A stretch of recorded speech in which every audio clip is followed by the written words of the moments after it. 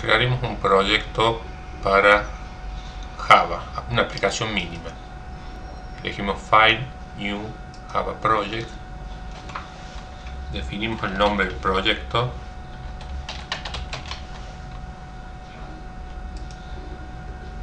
ahora tenemos que definir el archivo base.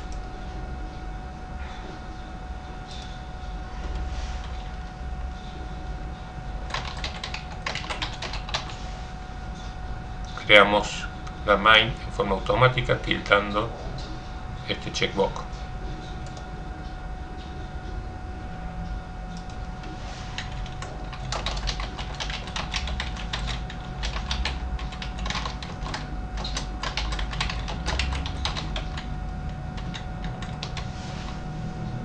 Para ejecutar el proyecto presionamos el icono con el círculo verde,